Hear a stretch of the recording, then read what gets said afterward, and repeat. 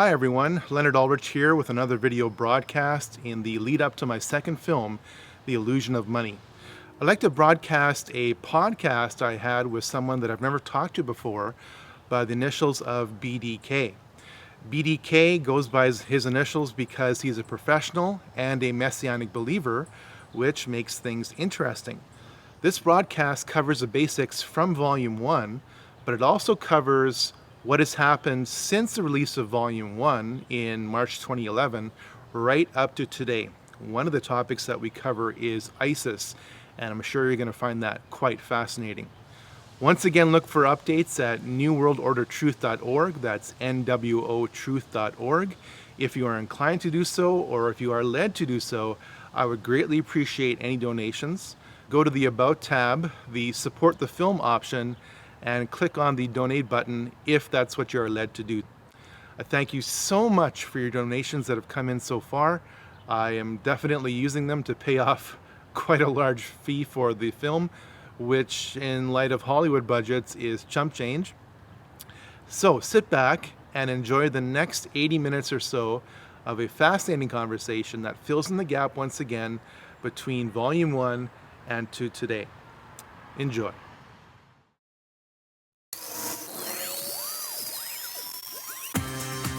Welcome to episode 29 of the Omega Frequency, a podcast about the beginning of the end. This is your host, BDK. This week, I present part 1 of an interview with Leonard Ulrich. Join me as we discuss current events, the New World Order, and Bible prophecy.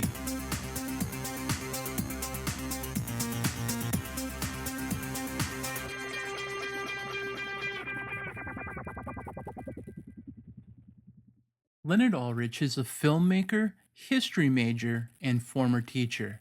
His documentary, NWO Secret Societies and Bible Prophecy Volume 1, has been viewed over 5 million times on YouTube just alone. His understanding of history, dedication to documentation, and the ability to communicate truth simply and effectively have made him a much sought-after authority on the New World Order and Bible prophecy. It is my pleasure to welcome Leonard to this episode of Omega Frequency. Welcome to Omega Frequency, Leonard. Thank you for taking time to participate in this interview. How are you doing tonight?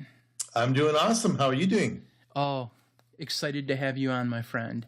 Now, before we start getting into the meat of this interview, I just want to take a couple moments to talk about 2 current events that are going on in the news right now, and I'm so glad you're on because I can't wait to get your take on them. Now, no matter what a person believes actually happened on 9/11, one undebatable fact came out of it, and it was the Patriot Act, which basically codified and made public what the government was already doing when it came to the issue of privacy. And even though the government was already doing it behind the scenes, it kind of brought it to the forefront after the whole Snowden incident. And then people were like, wait a minute, the government is collecting all of our information, even though people in the back of their mind already knew the government was doing it anyways. But that's what we are as people. We don't mind it as long as we can maintain the personal illusion of denial. And we don't like having these things rubbed in our face. So now the government was like, oh, my bad. We're going to put on a dog and pony show where it looks like we're going to stop collecting your info. And we'll repeal parts of this Patriot Act. Now, you happy? Go back to sleep. Dream your dreams of sugar plum fairies. But is this really just a shell game, Leonard? Well, absolutely. When has the government ever relinquished power? I thought the income tax was a temporary war measure. 70 years after World War II, we're still paying income tax. So what do you think is their ultimate goal then? Why do you think they stepped up into the public realm and said, oh yeah, we're going to repeal part of this? And then they're doing actually more restrictive. They're giving the power to the phone companies with the power to subpoena the phone companies, right? Well, yes. This all goes back about 150 years ago to what is known as the Hegelian dialectic, and that is a bit of philosophy, a bit of control freak philosophy, created from the mind of a German philosopher with the last name of Hegel. And he said, if you want to control a society, You create the problem, then you control the people's reaction to the problem, and then you offer them the solution to the crisis that you created, which they would have rejected had you not created the crisis in the first place. So, when I went to see Sam Swanson, it took me 30 hours to get from one plane to another. It was brutal thanks to an ice storm. And so in a single day, I had to cross the US-Canada border essentially 4 times. And I mean, I was just worn out from the same 20 questions and the constant inspection of my expensive equipment, which I brought with me to create a video in upstate New York. And, I'm supposed to accept that, but I'm also supposed to expect that Osama bin Laden allegedly coordinated 9/11 in an Afghanistan cave using a satellite phone and a laptop, and that the United States and NATO allies have spent over $3 trillion in 10 years trying to find Osama bin Laden. And then when we allegedly found him, we took his body and dumped it into the ocean without a single photo or video record. Yeah, but we got him, right? I mean, we got him. That's the story. Yes, and the Navy SEALs team that allegedly got him were all aboard an aging helicopter, and against all military policy, the entire team perished in a helicopter crash. And I'm supposed to believe that too. I mean, here's the thing. You know that when somebody is lying to you, I mean, beyond a shadow of a doubt, the lies just keep coming. And how many people in the media, how many people in politics, how many people in business have to continuously lie to you before we suspect, hey, you know what? Something is up. And the biggest lie of all right now that I'm concerned with is the popular belief that these pieces of paper, which have the Illuminati gang sign all over, I mean, if you're talking about the US $1 bill and any other piece of paper called a banknote, actually is worth value, actually is different from monopoly money, because it's not. I mean, the lies are accepted as truth. And then when I try to tell people about this, they look at me as though I'm coming from Mars. Now, is it because people are uneducated to this, or is it just that they don't want their reality rocked? A bit of both. I find, and this is highly ironic, I find that my fellow brothers and sisters in Christ are the most resistant to the idea that evil could possibly be organized. And yet all I do is assault them with one example from the Bible after the other. And it gets them upset. And I say, good, you should be very upset, because right now the church in the West is asleep. I said, if you want to know what the problem is with Western society, it's that the church has fallen asleep. So you can't blame politicians. You can't blame economic policy or political policy. Blame yourself. Blame yourself for not bothering to talk to your neighbors or your coworkers or your fellow students about Christ. Do they even know that you're a Christian? Well, we have problems handing out gospel tracts as Christians. So, I mean, how are we going to step forward and point someone to a controversial YouTube video? It's just insane. But, we have this thing that, we'll just pray about it, and then we leave it at that, because Jesus got our back and Jesus is our homeboy. So everything's cool. And hey, if things go bad, we'll just call up Joel Osteen and we'll repeat a couple positive confessions, buy his book, and everything's going to be okay. Yeah, well, you see, you got to know something about my family background. And I'll take a little rabbit trail for just 1 minute. Man, you rabbit trail as much as you want tonight. Okay. I wouldn't be talking to you in English if it wasn't for one man called Adolf Hitler. Because my family is originally from Germany. and I'm a Prussian by ethnicity. That means I have the most stubborn traits of a German and Russian combined, which makes me very vicious when it comes to intellectual authenticity and defending a position. So, long story short, Adolf Hitler came, and the church in Germany was totally asleep, kind of like the church in America is today. Hint, hint. And we resisted the Nazis, and while we were still weak, the Russians came in. So it was a 1-2 punch.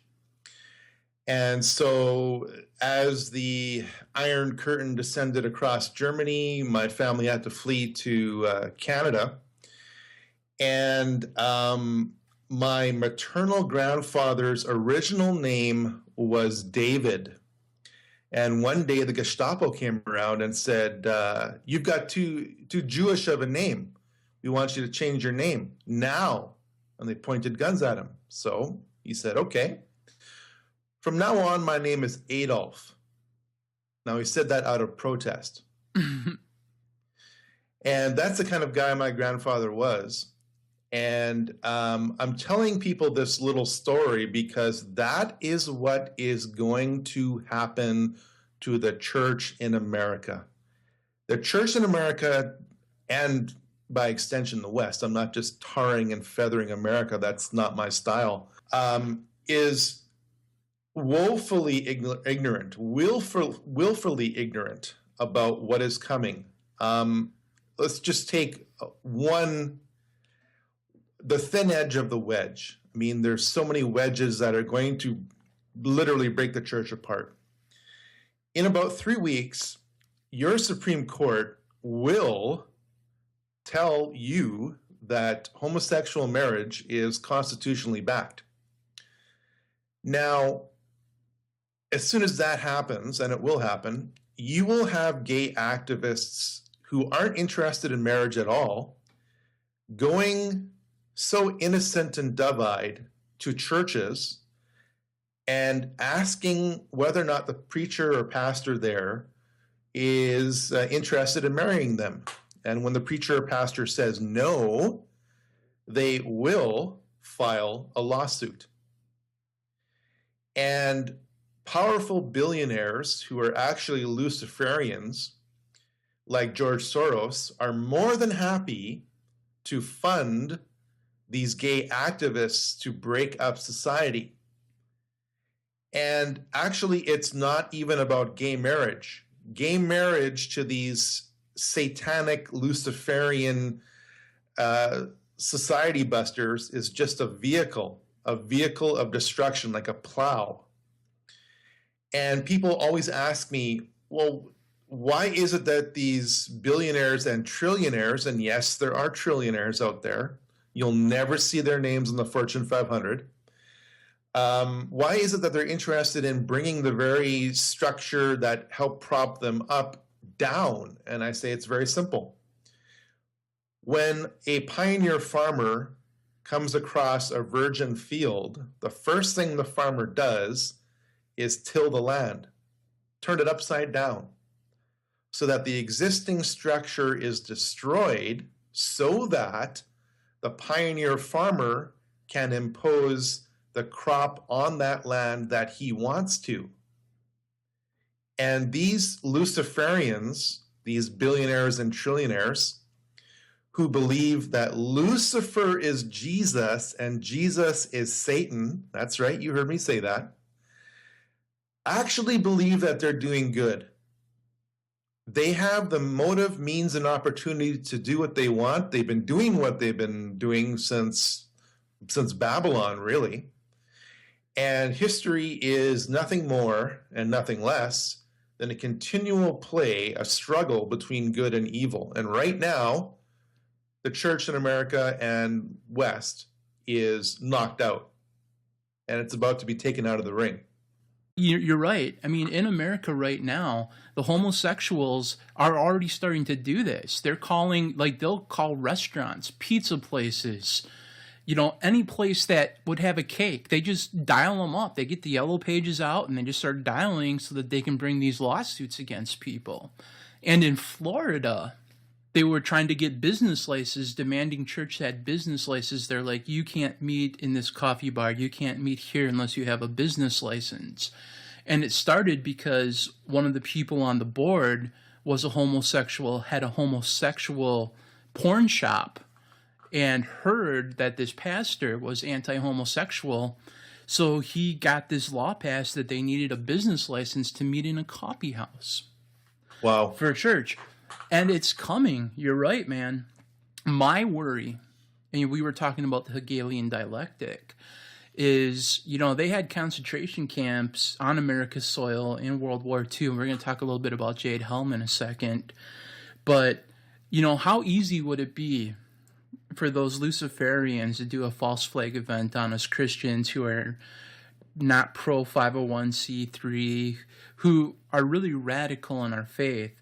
Like, what would it take them to bomb a gay pride parade and say it was a bunch of Christians upset with the fact that the Supreme Court said something about marriage? What would happen?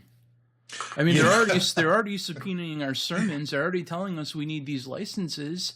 I mean, look what happened in Waco, Texas, and the definition of a cult. I mean, in America, the military is like, you want to know what's the most dangerous form of religion? It's evangelical Christians. We made the list above Christian identity people, Muslims, terrorists, white power people. It was evangelical Christians. They're setting this up, man, for an all-out, the only word I can say is an all-out shenanigan fest. Well, I would agree. And on that point, I just sent you an email from Russia Today, a video clip showing what I already knew, which was that the United States military, or I should say more accurately, covert branches of the United States military, because again, I do not generalize, I do not tar and feather entire nations or their military or their political structure. And to that point, there is nothing wrong with the political structure in America. There is everything wrong with the people occupying the political structure of America. And that is because the church has put its faith in politics instead of God. Okay, so back on point, as I took that little rabbit trail, we know from Hillary Clinton's congressional testimony on videotape, which I will include in Volume 2, because as you know, my films take rabbit trails, but they always wind back to the central points, that she said, not I said, she said that the United States armed, trained, and funded the Mujahideen against the Russians in Afghanistan from 1979 onwards. To be fair, we had helped to create the problem we're now fighting. How? Because when the Soviet Union invaded Afghanistan, we had this brilliant idea that we were going to come to Pakistan and create a force of mujahideen, equip them with Stinger missiles and everything else to go after the Soviets inside Afghanistan. And we were successful. The Soviets left Afghanistan, and then we said, great, goodbye, leaving these trained people who were fanatical in Afghanistan and Pakistan, leaving them well armed, creating a mess, frankly, that at the time we didn't really recognize. We were just so happy to see the Soviet Union fall, and we thought, okay, fine, we're okay now. Everything's going to be so much better. Now you look back, the people we're fighting today, we were supporting in the fight against the Soviets. It was known as the Russian bear trap, and that was a piece of brilliant geopolitical maneuvering by a very evil genius named Zbigniew Brzezinski. And so the United States created or funded the Mujahideen, which were later rebranded as Al-Qaeda, hint, hint. And then Al-Qaeda was rebranded and became ISIS. I mean, is it just a coincidence that Al-Qaeda vanished and ISIS appeared on the scene simultaneously? Where did Al-Qaeda go after 10 years of fighting Al-Qaeda? Where did they go? Did they get beamed up in a spaceship, or what happened? And where did ISIS come from? It's the same thing. It's just repackaged. A top story then, one of Iraq's most strategic cities, Tikrit, is now in the midst of a fierce battle in Baghdad's largest anti-Islamic state operation to date. Baghdad's admitted losing more than 2,000 Humvees and other weapons when it lost the city of Mosul to the jihadists last year. The extremists posted these images online, indeed, claiming that they seized US-supplied hardware. And that's far from the only case, too, when American weapons appear to have ended up in the hands of Islamic State. We obtained this video showing the Iraqi military entering a warehouse abandoned by the jihadists. It was littered with US-supplied equipment. Over the border, too, last year in Syria, the US mistakenly airdropped weapons right into Islamic State's hands. The aid was meant for Kurdish forces that were bitterly fighting the terrorists for a border town at the time, but it all fell off course. Let's bring in Jeremy Saltz to get some thoughts about this. He's a political analyst. Hi, Jeremy. Do you think Islamic State's advance would have been so successful without access to this US military hardware by mistake, by default? So we have Mosul, we have Ramadi. We have a second seizure of immense quantity of American weaponry. Now we have the third kind of scenario when the Islamic State storms across the desert in the direction of Palmyra. Now, are we seriously to believe the United States couldn't see them coming, didn't see those pickup trucks racing across the Syrian desert? I mean, they create massive plumes of dust for one thing. They get to Palmyra and they take over the city. So what explains all this extraordinary history of blunders?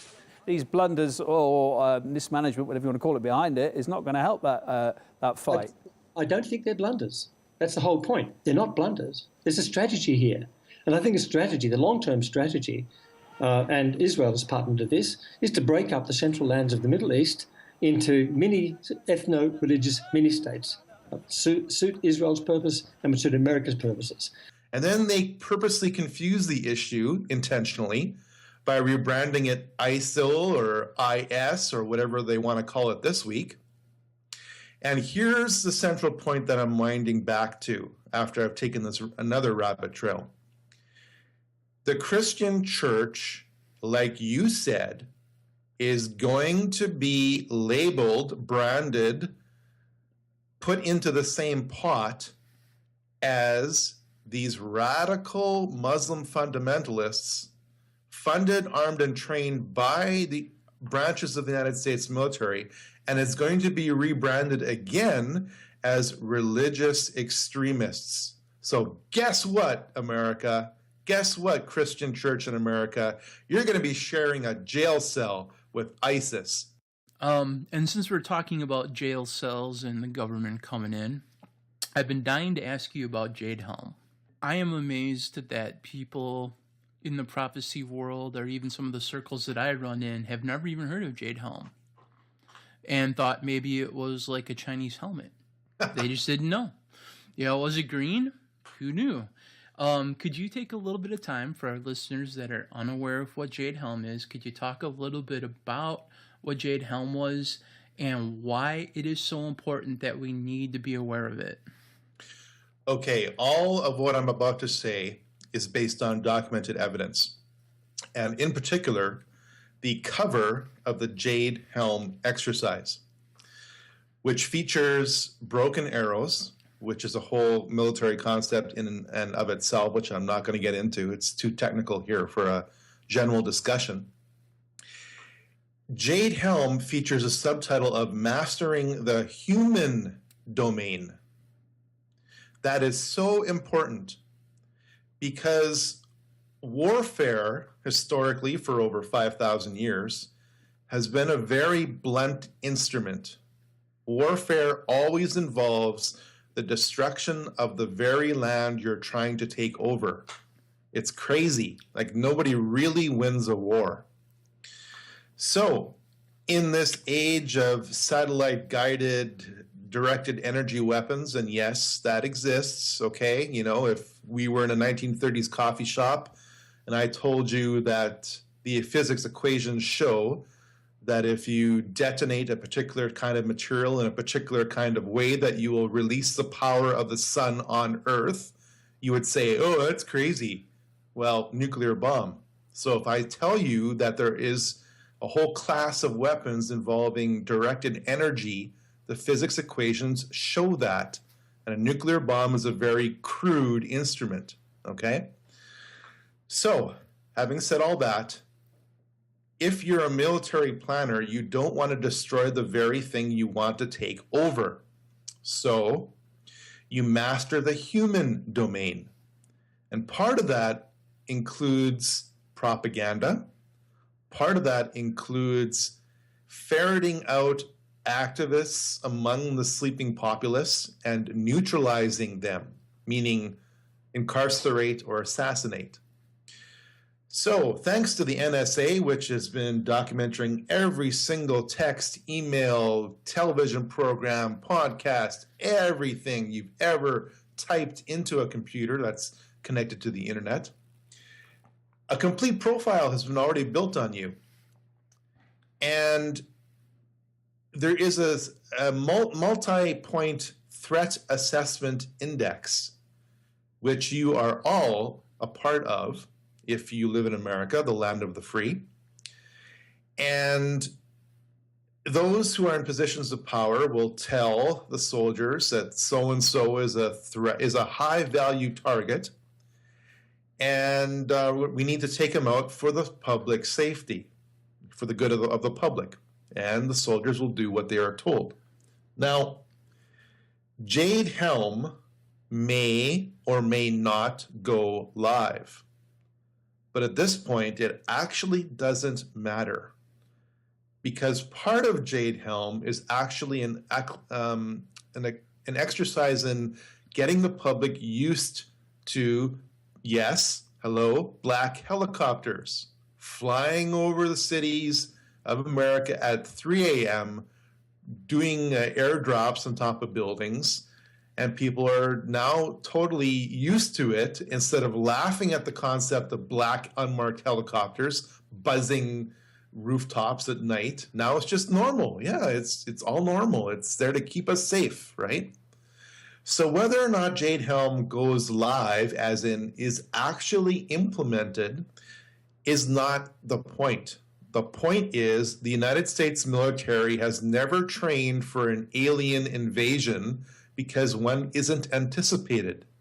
The United States military is training for civilian insurgents, read Christians, read radical religious extremists like you and I, because they know that the machine, the control machine, which has always existed, always needs some group to blame for the crisis, which they create, which they manage.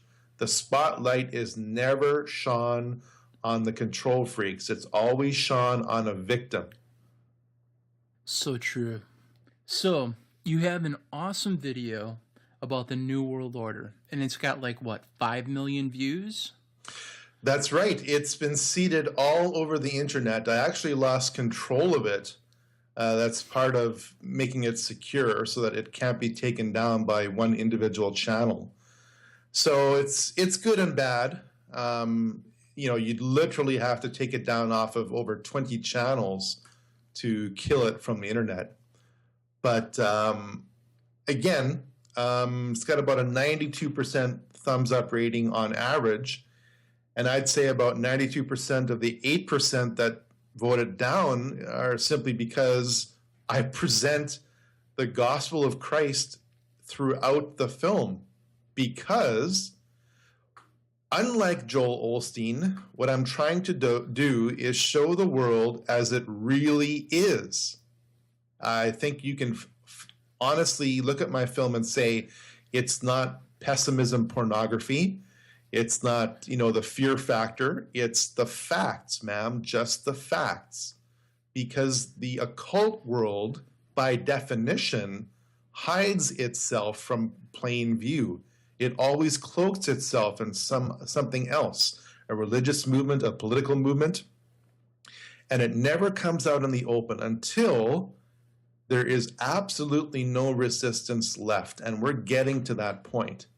I mean, things are happening now that even after 9/11, we'd never dream of. I mean, Saudi Arabia has beheaded more people than ISIS, and yet the United States is buddy-buddy with Saudi Arabia. And Syria under Assad is quite moderate, and yet Syria is allegedly the new Nazi Germany, according to certain key politicians. And that is because there is a war going on right now. You can see it. It's not a hot war, but the war is all about the current financial paradigm, which revolves around the United States dollar. A dollar that is, like I said, absolutely worthless unless, as you realize, that its value is determined by a military-industrial complex which enforces the value of that dollar and does not allow any alternative to come about.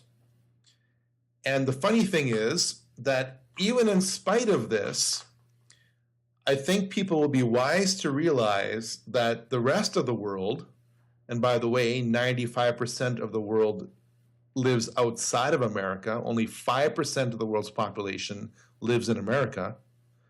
So don't think America can't be taken down, because the globalist masters have no problem in taking America down. They will sacrifice America to get the prize. And the prize is global control. That's what they always want. So they have no problem with taking the engine of domination, which has become America. It's been misused. It's been co-opted.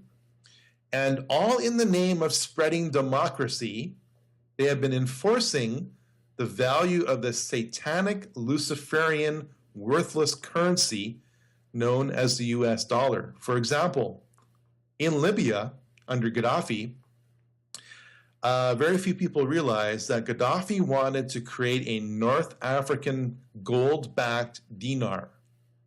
Well, I mean, if that ever got off the ground, people like me would be buying dinars because at least they're worth something, right? Right. They're pegged to a value of a commodity. Big mistake. So Gaddafi was taken out. I mean, Gaddafi has been Gaddafi for 40 years. He initially was independently or second party behind the Lockerbie terrorist bombing, and then he changed his position and became more moderate and actually funded a compensation fund for the victims of that bombing. And then Saddam Hussein, originally backed by America against the Iranians 40 years ago. People don't realize that, but that's a fact. Saddam Hussein was originally CIA-backed all the way. He wanted to, starting in 2000, he wanted to be paid in euros for his oil. Again, another big mistake. That's a second challenge to the mighty US dollar. So he was taken out. Again, these puppets can exercise control over their own country, but the forces above and beyond these dictators can be toppled over and rebuilt several times, and the military-industrial complex makes money every step of the way. You can make money tearing down and rebuilding a country several times over. For example, I don't understand how your former Vice President Dick Cheney can remain CEO of Halliburton, a military-industrial oil company, and Vice President at the same time. That's a conflict of interest. I don't understand that. And yet people think that's just, democracy, freedom, and free enterprise. It's not, okay? And then the third challenge has come around for the US dollar in the past 10 years in the form of a pipeline from the Middle East to feed Europe. Now, this is a big, several $100 billion deal, and that's just the construction cost of this huge pipeline. There are two paths for this pipeline. One goes through NATO-friendly countries, and the other goes through Middle Eastern countries that are in alliances with Russia/China. Syria is in an alliance with Russia/China. So is Iran. But they all want to supply Europe with their oil. I mean, who can blame them, right? But if anyone challenges NATO dominance, NATO controlled by the United States, that threatens the value of the US dollar, because right now all oil is bought and sold in the United States dollars. If someone in Brazil wants to buy a tanker full of crude, he has to first take the Brazilian currency and exchange it for American currency, and then wire that American currency to someone in, say, Qatar, and that creates a demand for the US dollar. See, back in 1971, August 15th, 1971, the United States said, we're going to temporarily, there's that word again, temporarily discontinue convertibility of the United States dollar and gold, because other nations around the world, especially France, said, America, I don't believe that you have the gold that you say you do to back the value of your currency at 35 US dollars to 1 ounce of gold. So Nixon literally went on television live in the middle of Gunsmoke, interrupted Gunsmoke, oh boy, and said, we're gonna discontinue this arrangement. So the United States dollar is backed by nothing except guns. So then another evil genius by the name of Henry Kissinger came along and said, you know what? We're going to make the Middle East, especially the House of Saud, which controls the Middle East, an offer they can't refuse. We're going to give them military support, and we're going to buy all the foreign oil through them if they agree to sell it exclusively to the world in US dollars. And that has been the economic paradigm that the world has been in for over 40 years. But times are a-changing. Russia doesn't like it, China doesn't like it, and America is doing its best to tick off the rest of the world, and it's actually isolating itself. And when, not if, but when the value of the United States dollar begins to crumble, it's already crumbling, I mean, starts to literally free fall, all those trillions of dollars of debt which the United States owes the rest of the world is going to be impossible to pay back, because the value of the US dollar is going to go to what it's really worth, which is nothing. So imagine, let's say you owe $100,000 in US dollars, but the value of the US dollar gets reduced by 80% of what you're used to having it, purchase. Now, in effect, you actually owe $400,000, and then you realize you're broke. The ledger says you owe $100,000, but you need to get more and more currency because it's becoming increasingly worthless, so that you actually need $400,000 to pay off your mortgage, in a huge currency devaluation, and that is coming. So the United States is being attacked from within through things like homosexual marriage, and it's being attacked from without by challenges to the to the United States dollar, by major nations with which the United States cannot topple, like Russia and China. So we live in very interesting times, and all these are signs of the American empire nearing its end, just like the British Empire was nearing its end. During its lifespan, Great Britain as an empire was at war with 90% of the nations on earth at one time or another. And all that was done in the name of spreading democracy. This is insane. And the same thing is happening right in front of us now. History is always repeating itself. And I'm sick and tired of Christians in America and the West going along and fighting and dying for a lie, and then quoting Romans 13 to justify their delusion. I just can't understand that. Don't even get me started on Romans 13. Yeah, exactly. I often tell people, Paul wrote Romans 13 in a Roman prison because he refused a Roman government order to stop preaching the gospel. And if that wasn't ironic enough, an angel of the Lord rescued him from prison. So just think about that. Chew on that for a second before you so self-righteously quote Romans 13 out of context to justify your opinion and your action. And for those of our listeners who don't know what Romans 13 is, it's the passage that people in the government and the 501c3 churches like to quote, saying that we should submit to the government because the government is God's agency on earth to keep the peace, so on and so forth. So if the government tells you to do something, it's your godly duty to do it.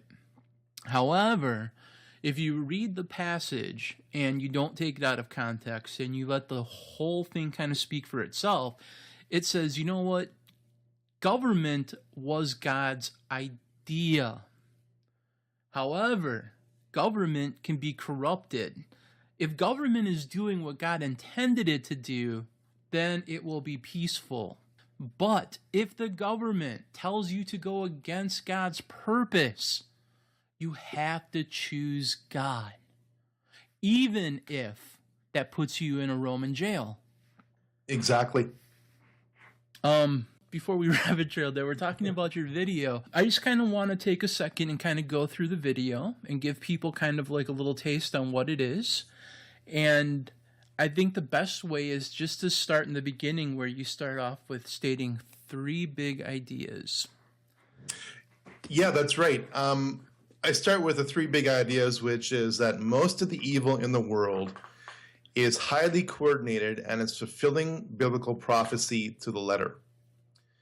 And then I have idea number 2, which is that even though we're not in the apocalyptic times yet, organized evil has a plan and is literally herding the world to that direction: a one world government, one world religion, one world economy, one world society.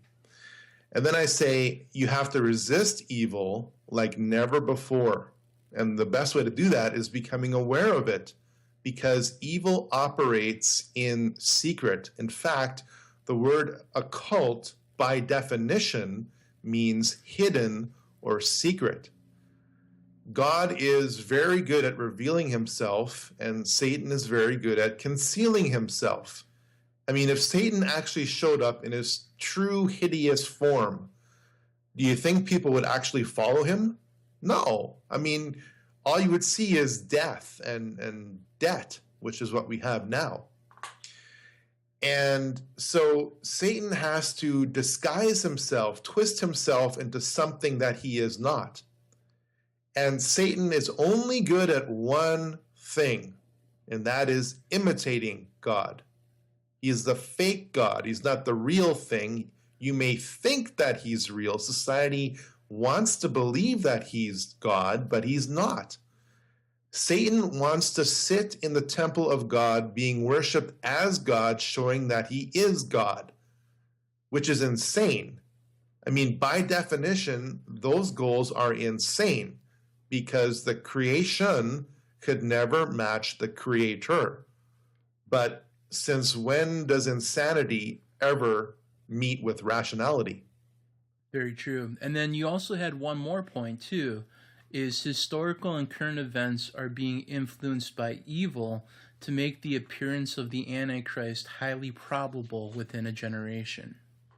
Yes, that's right. The whole premise of those points revolves around a particular interpretation of Matthew 24, where Jesus warns of deceivers and deceit and deception, not once, not twice, not 3 times, but 4 times in the first section of that chapter. So deception must be a pretty big deal, okay?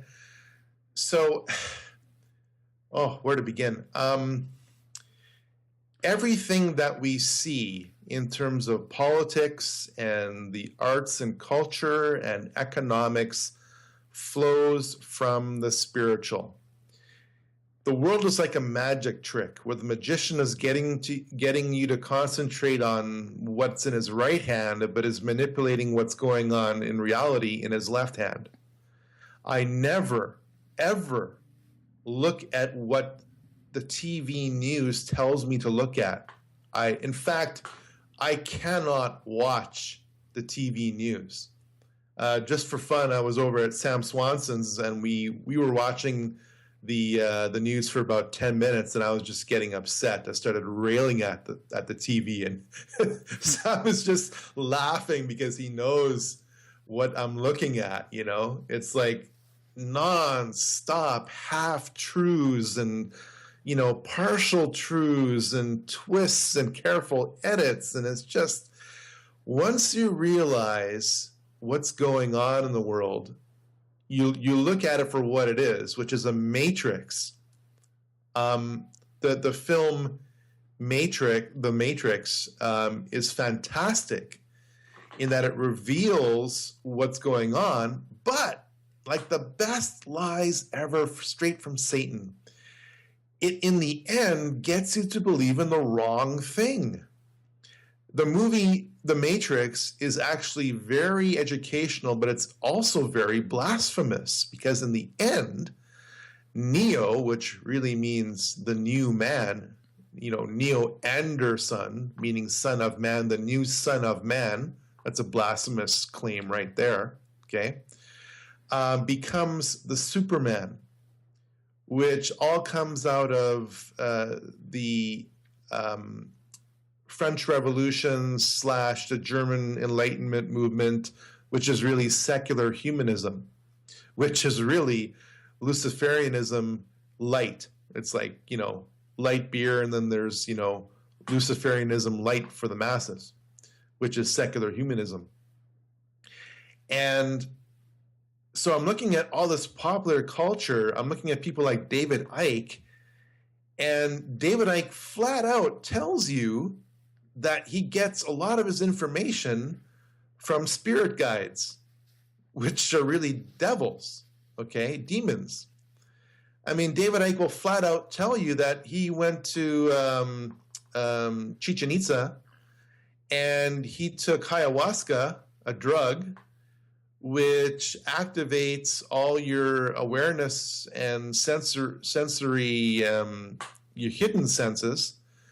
It's like God puts a limit switch on our ability to sense things for our own good.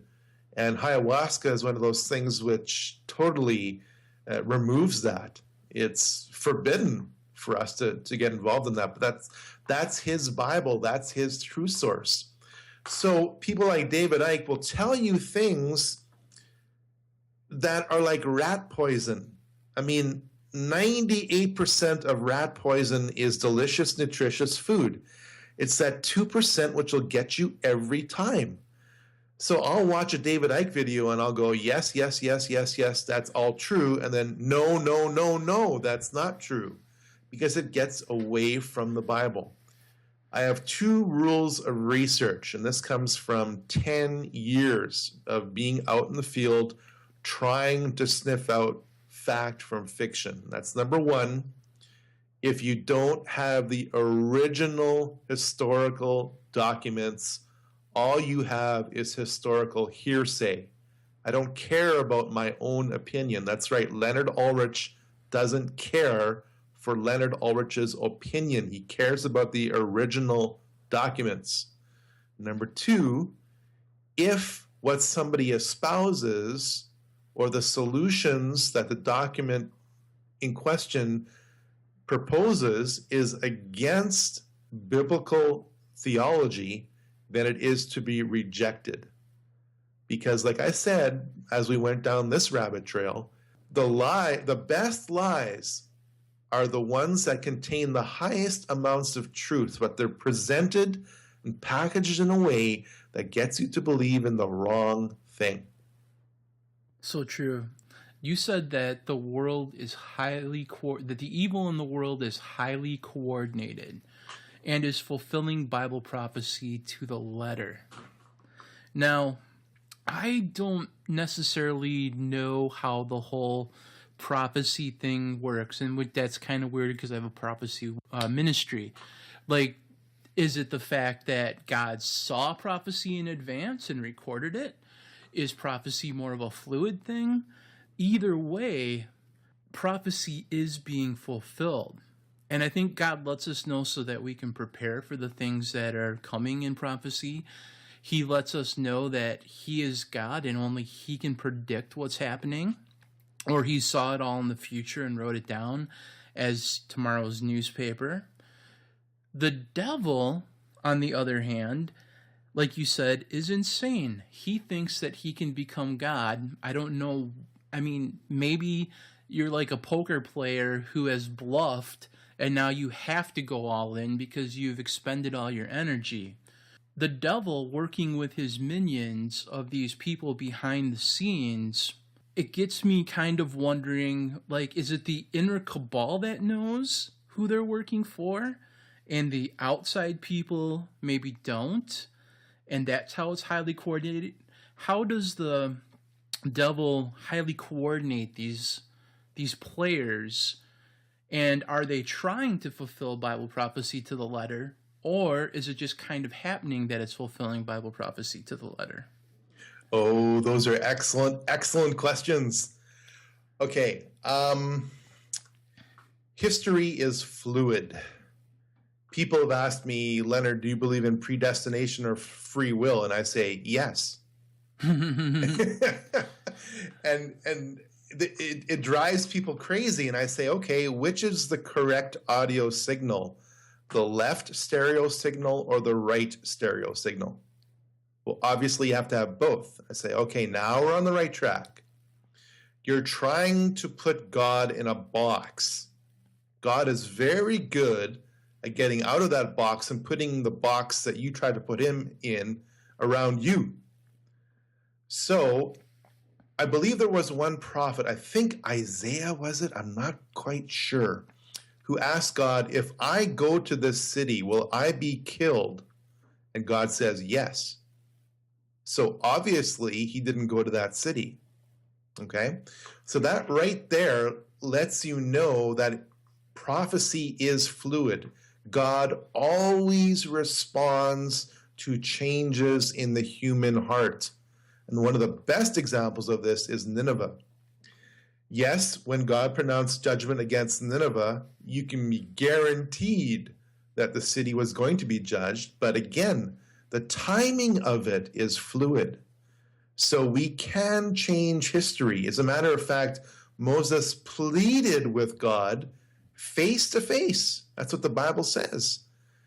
To not blot out Israel from history as if it were to have never existed, which is something that my little mind can't quite comprehend, but it's there, okay? So history is fluid, and by definition, if history is fluid, so is prophecy. What God is going to do to the world is going to happen, but the timing of it and the method and the means of it is up to debate. That's up to God. That's not for us to figure out. So, where to unpack this huge concept? Okay. In my film, I talk about archetypes. And an archetype is a pattern of what existed before. America has become the Babylonian archetype of our time. So many people ask me, Leonard, isn't it true that the Jesuits or the Jews are behind everything? And I say, okay, so what was against Israel before the Jesuits came along? Right? Right. Before the nation of Israel was even created, was not Abraham confronted by evil? Okay, so that scratches the Jews out, right? Everyone tells me, they ask me for my opinion, and then I give them my opinion via an email, and then they tell me I'm wrong.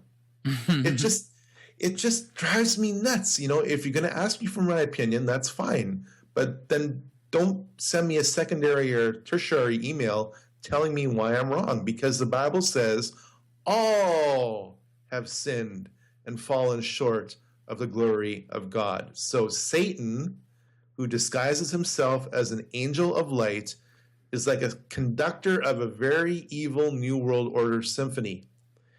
And at times, from the 6,000-year-old symphonic movement, you've got these string sections just giving her, okay? And the rest of the band, the orchestra, is absolutely silent.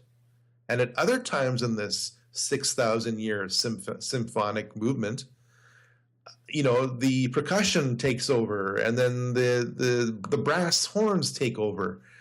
So you always have a set of tools that Satan uses to try to steer the world his way. But the funny thing is, and this is what gives me hope in the midst of all the doom and gloom that I cover, I'm always about giving people hope. God is allowing these evil empires, which have always existed throughout history, to fulfill Bible prophecy so that no one can say that God was a control freak and steering every single aspect of history since Adam and Eve. As a matter of fact, we, as the human race, since Adam and Eve, have been fulfilling biblical prophecy on ourselves. Right. It's not God doing it. It's not God controlling it. We're doing it to ourselves. It's so true. Yeah. I mean, the wages of sin is death. Yes. And, I always liken what you just said back to Revelation 6, because people will freak out that the Antichrist is the first rider of the horsemen. And it's like, well, where did the Antichrist come from? Oh, God put him there. What? Like, God is using the Antichrist? I thought that was his enemy. I thought that was the bad guy in the tale. Is the Antichrist actually, the instrument in the Lord's hand? And then it further freaks people out, because if you read the whole scene around the throne, right, and the Lamb's about ready to open up the seals and the scrolls, in the background is this bowl of incense, which are the prayers of the saints. And Martin Luther once said that God has bound himself to the prayers of his saints, and that even he moves on the earth in partnership with those prayers. And the Bible says that when the bowls of incense were completely filled, the Lamb takes the seal and he breaks the seal, which means that our prayers have a lot to do with what's going on in the book of Revelation. And so I say, well, are we praying that the Antichrist be revealed? I mean, that's what the text says. And people don't understand that the Antichrist is the wages of the sin that we are reaping as a nation, as a people, for wanting the global government, for wanting to have our sin, for wanting to have what's going to be the mark of the beast. But the Antichrist is God's tool in the hand, because he's the one who destroys Mystery Babylon. He's the one that destroys the fake, false religious movement of Mystery Babylon. That's God's blessing to the church, because we've put all of our eggs in this 501c3 basket. We've taken down the crosses. We put American flags up there instead. And here's going to come this Antichrist, here's going to come this global collapse, here's going to come the persecution, and we're going to finally have to choose sides. Because when everything goes down, when everything starts falling apart, when it's between us and the mark of the beast, it turns into like a situation like what's going on in China right now with the underground church. Like, they have nowhere else to go but underground. But yet China is growing like none other. It's becoming the most dominant religion, because every time you put your foot on the neck of the bride of Christ rises. So I'm right with you, man. There is tremendous hope, because I see evil, I see destruction, I see everything that you talk about in your videos, but at the same time, I also see revival. Because I still believe that revival can happen as long as the promise is you can still call upon the name of the Lord, that you can still repent of your sins, that God will still heal a nation. It's there. It's still there. Totally. I couldn't agree with you more. People have said, "Oh, Leonard, isn't it going to be great that the church is going to be whisked out by the rapture?" And I say, okay. Again, going back full circle now, you need to understand a little bit about my family background. The rapture never came for German Christians. The rapture never came for Russian Christians. So what makes you think, what makes you insist that the rapture is going to happen for American Christians? Yeah. I mean, like, we want a pre-trib rapture because we have not prepared for a post-trib lifestyle. I agree, and I don't want to get into the rapture because that is not my forte. My forte is, what are we supposed to do right now? And Exactly. especially with this information. Okay, so I tell people, well, Jesus said, "I am sending you out like sheep among wolves. You must be as wise as serpents and gentle as doves." So it's the ability to separate fact from fiction and the ability to sense when you're being played that allows you to avoid all kinds of heartache.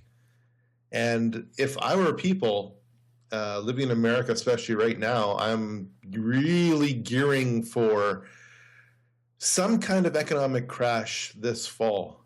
Again, it doesn't have to happen. I'm not saying that it will, but everything is pointing to something happening this fall. Just consider. And why do you say that? Well, oh boy. Would you agree with the following statement? Yes or no? The end times, the tribulation, does it not follow the pattern of Hebrew tradition? It does.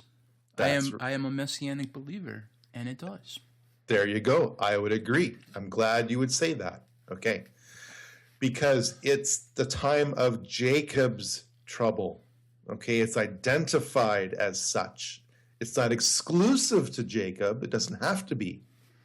Okay. God was never exclusively with the Jews. He incorporated people that believed in God and came to the Jewish tradition. You didn't have to be born a Jew to be saved. You have to understand who Jesus was. You could become a Jew.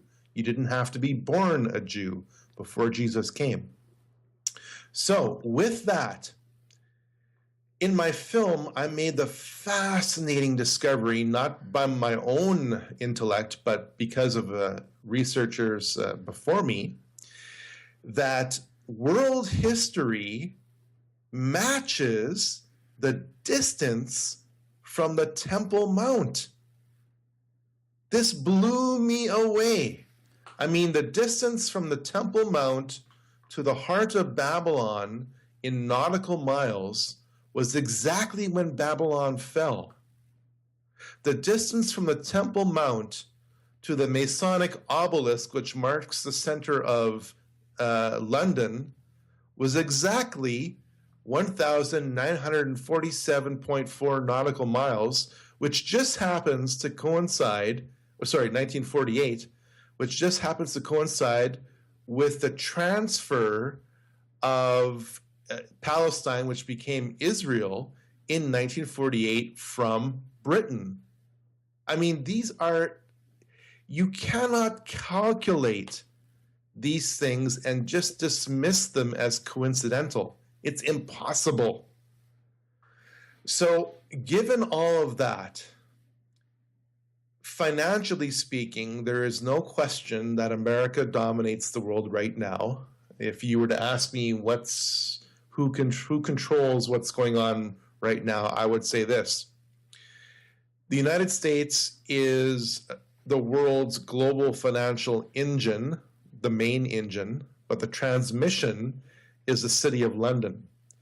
And that is because of historical ties, okay? London was the main financial hub of the world before New York came along.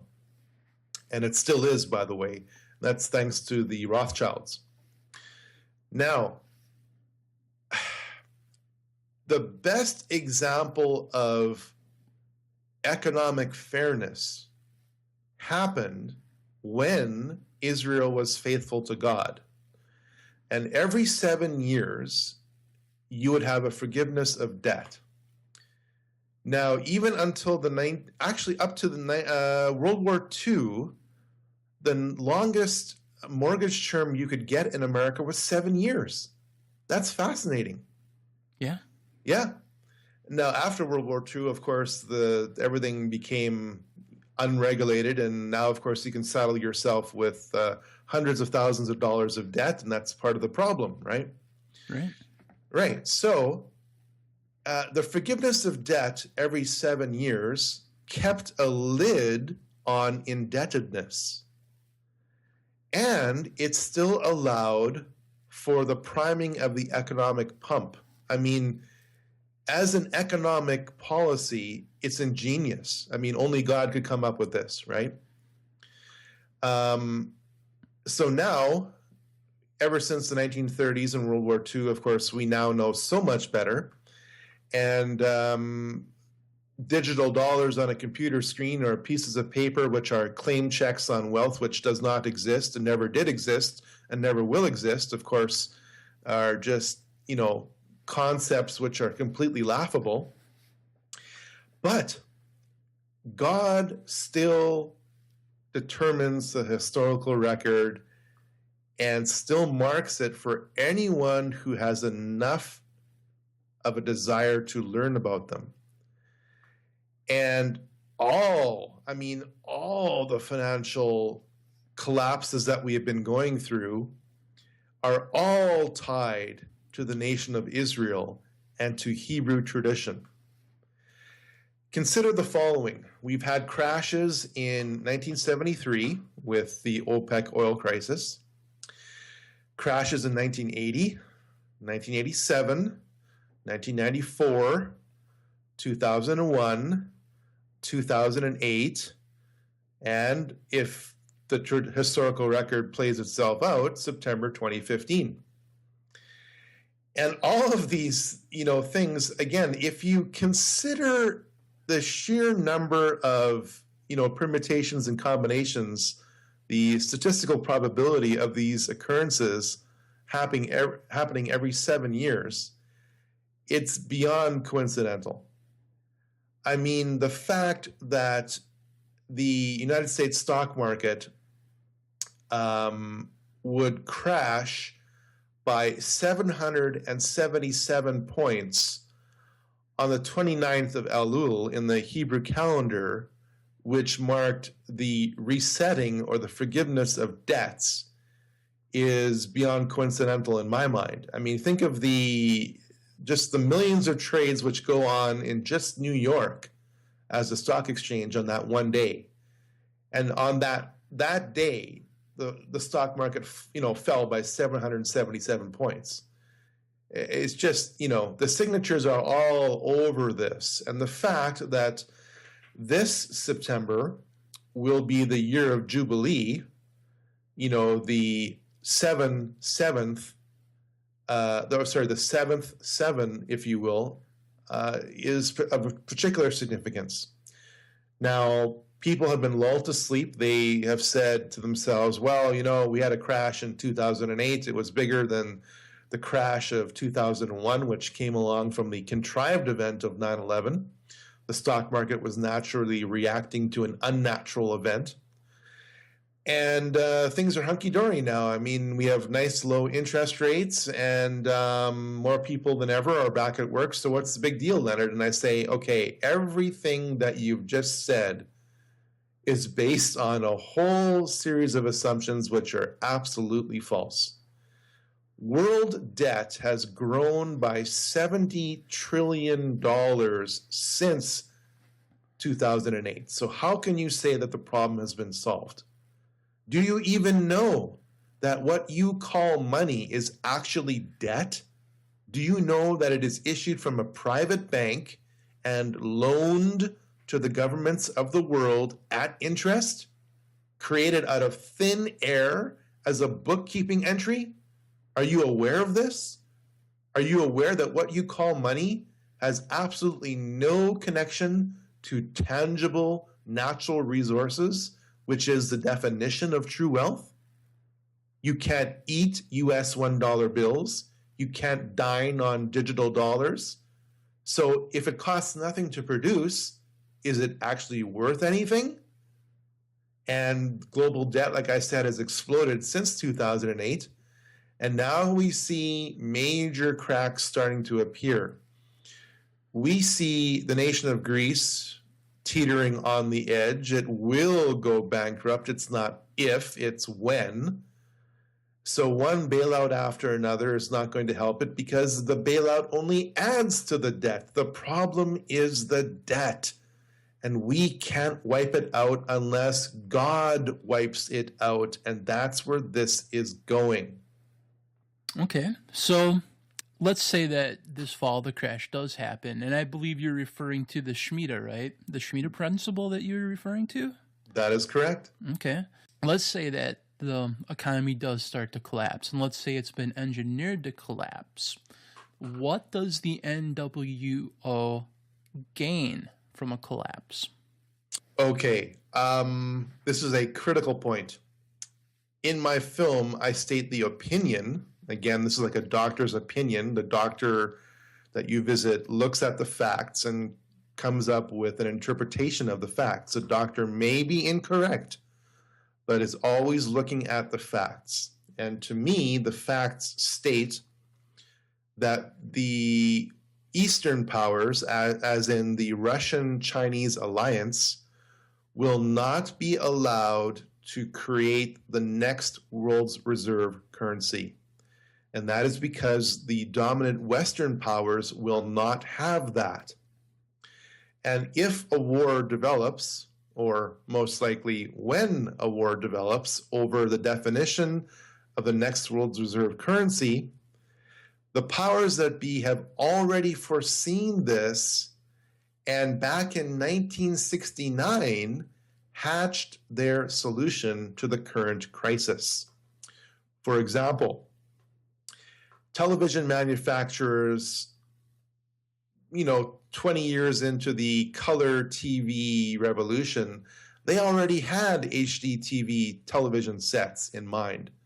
But they were just waiting for the market to be saturated with color televisions for about 20 years until they planned to release their next crop of televisions.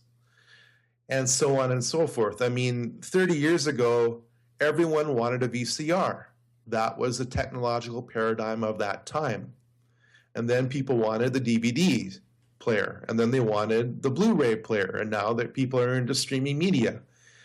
My point that I'm making is that tech companies always have the next paradigm designed, and they're waiting for the markets to be saturated until they release the next planned paradigm. And the financial world, the same thing holds. The financial world knew that eventually the petrodollar was going to be challenged because every financial empire throughout history has their currency eventually collapse. So back in 1969, they created what's known as the Special Drawing Right, an SDR. The SDR is nothing more and nothing less than a basket full of worthless currencies. Now, what do people care about this? Well, they should, because for the first time, an unelected, unaccountable, independent, supranational board is going to determine what the value of your currency is worth. They're going to say, okay, this basket of currencies has, say, 0.17 the value of the US dollar plus 0.05 Japanese yen and 0.07 Chinese yuan, and we're going to convert this all into the global currency. Now, this was planned a long time ago, and I plan to really prove this visually by showing the cover of a roughly 20-year-old, the cover of a 20-year-old Economist magazine. Now, again, the elite of the world, the NWO, always hide things in plain sight. And for those who have eyes to see, the first thing that I notice when I pick up the cover of the Economist magazine is the red shield that is composed or makes up the Economist magazine's logo. And that's not by accident, because when you open the cover and you look at who's on the editorial board of the Economist magazine, you will see Rothschild, okay, meaning red shield, which is what you were told on the front cover of this magazine. And 20 years ago, the Economist magazine had a cover article which said, get ready for the next world's currency, or get ready for a world currency. And it featured an eagle, which is really a phoenix, rising up from a burning pile of US $1 bills. And on the bottom of this 20-year-old Economist magazine, it actually had a date for this new world currency, which was 2018. And from where I sit, in the middle of 2015, I'd say their plans are right on track, because you have to have a few years of chaos for people to demand the solution which the New World Order had all along, which is a one world currency. So the New World Order knows that America is winding down. They're perfectly happy to extract all the wealth from America in the form of real tangible goods. And when America breaks down, they will have the next solution. So the bankers always win and we always lose. Wow, that was heavy, man. At this point, we're going to stop this week's interview. We'll be back next week for part 2. Before you go, tell everyone how they can get a hold of your resources, watch your videos, and help support your documentaries.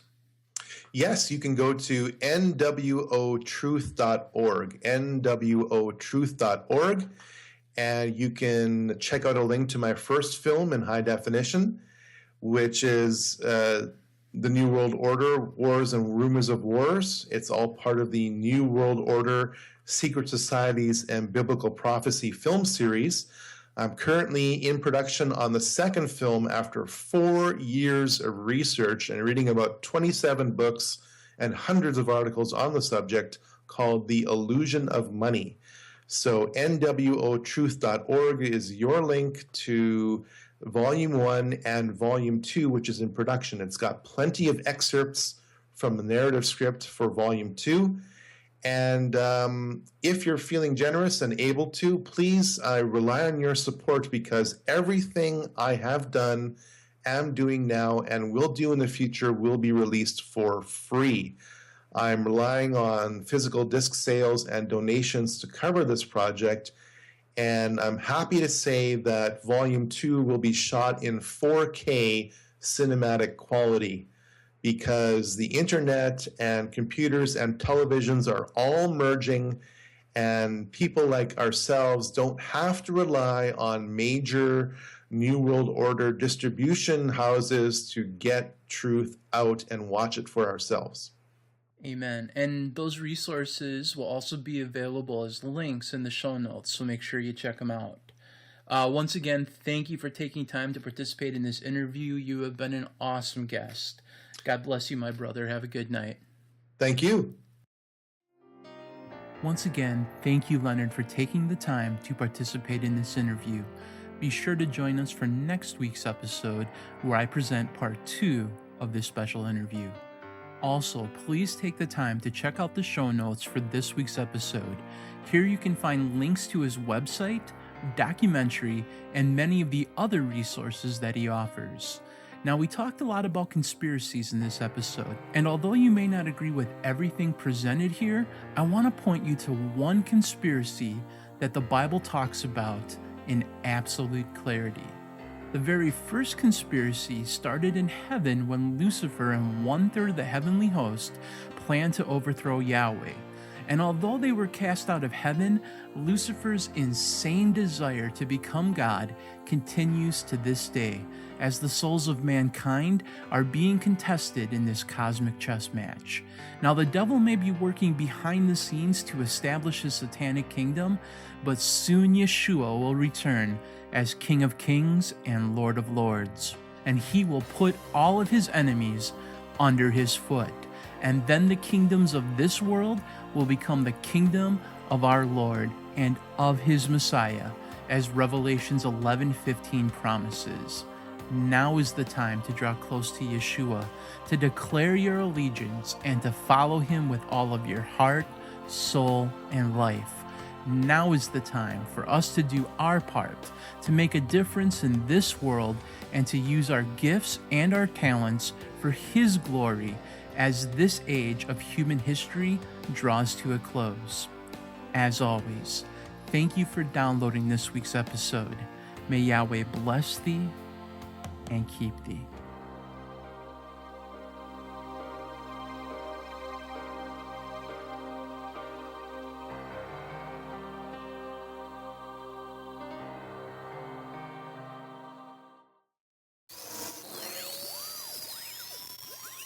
Thank you for listening. If you've enjoyed this episode, please consider telling someone else about it or subscribing to it in iTunes. New episodes air every Sunday. Our podcast archives, show notes, and links to all of our social media accounts are available at omegafrequency.com. Until next time, this is BDK reminding you not to fear the future, because we know that in the end, Yeshua wins.